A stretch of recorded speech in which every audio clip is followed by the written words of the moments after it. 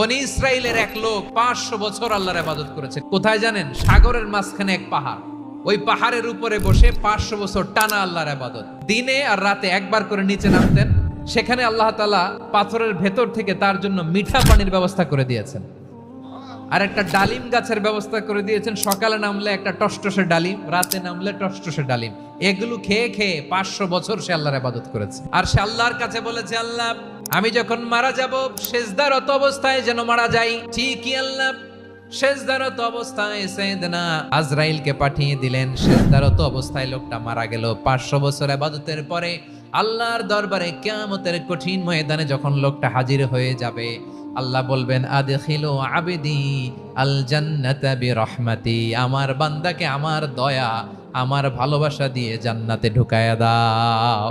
500 বছর ইবাদত করছে তো আমার দয়ায় আমার বান্দারে জান্নাত দাও।